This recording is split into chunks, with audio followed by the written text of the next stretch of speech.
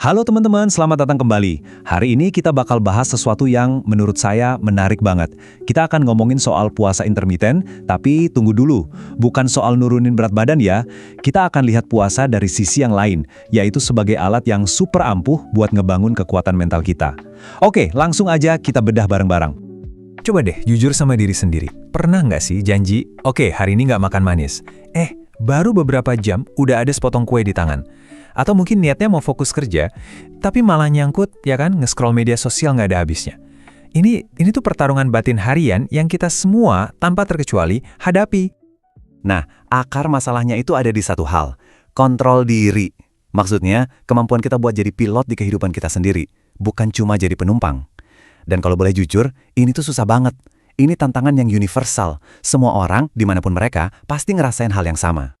Jadi, kalau kamu ngerasa susah banget ngendalin impuls, mulai dari apa yang kita makan sampai gimana kita habisin waktu, kamu nggak sendirian. Ini bukan berarti kamu gagal. Sama sekali bukan.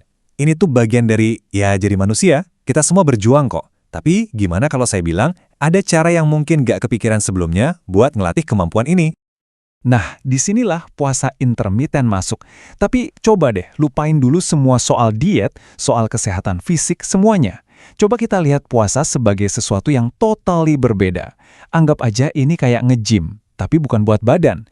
Ini adalah gym untuk pikiran dan kemauan kita. Jadi, ini dia pergeseran mindsetnya, yang penting banget.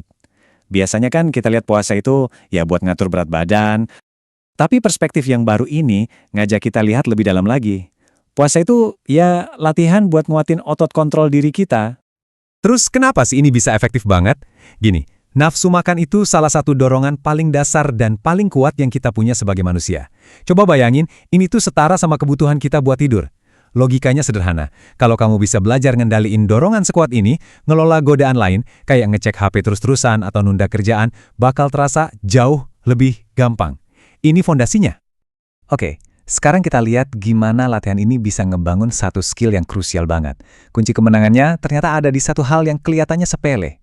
Kekuatan untuk menunggu.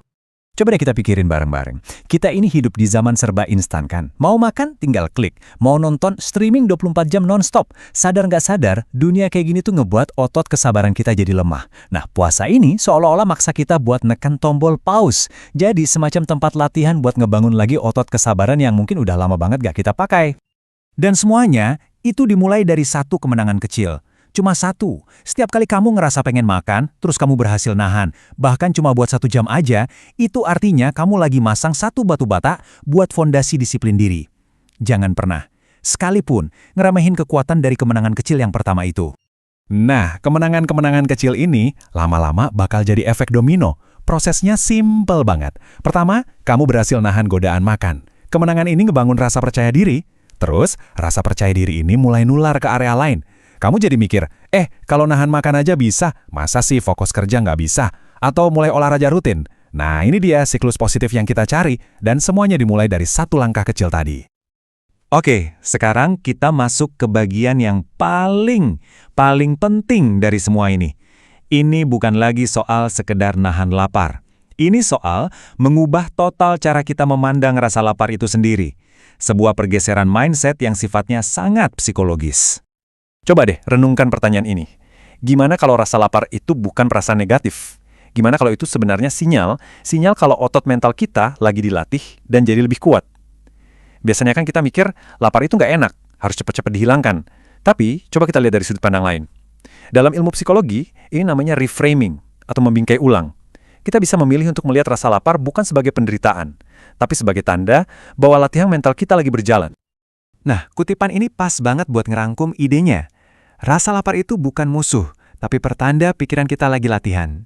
Jadi lain kali perut mulai bunyi, coba ganti pikiran dari, aduh, lapar banget. Jadi, oke, sesi latihan mental dimulai. Saat kita berhasil ngubah lapar dari musuh jadi teman latihan, seluruh pengalaman puasa ini berubah. Bukan lagi siksaan, tapi jadi kesempatan buat kita bertumbuh. Jadi apa hasilnya? Apa dampaknya? Kekuatan mental yang kamu bangun ini nggak akan berhenti di urusan makan aja. Efeknya bakal nyebar ke seluruh aspek hidup kamu. Kekuatan buat bilang enggak ke makanan di luar jam makan itu bakal nular loh. Kamu bakal lebih gampang bilang enggak sama godaan nge-scroll HP tanpa henti, jadi lebih fokus pas kerja atau belajar. Kamu juga jadi lebih bisa ngontrol kebiasaan belanja impulsif, bahkan bisa bikin jadwal tidur lebih konsisten dan lebih kuat buat komitmen sama rutinitas olahraga. Ini manfaat nyata yang efeknya kemana-mana. Jadi pada akhirnya ini kesimpulan besarnya. Puasa itu bukan cuma soal ngatur jadwal makan. Ini adalah soal menata hidup kita. Latihan ngendaliin nafsu makan ini sebenarnya adalah latihan kecil-kecilan buat ngebangun disiplin yang kita butuhin buat ngelola seluruh hidup kita dengan lebih baik. Dan sebagai penutup, saya mau ninggalin kamu dengan satu pertanyaan untuk direnungkan. Kalau kamu bisa menguasai sesuatu yang sangat mendasar dan kuat seperti kapan kamu makan, coba bayangkan hal luar biasa apa lagi yang bisa kamu kuasai dalam hidupmu. Potensi apa lagi yang bisa kamu buka. Coba pikirkan itu. Terima kasih sudah menyimak, sampai jumpa di lain kesempatan.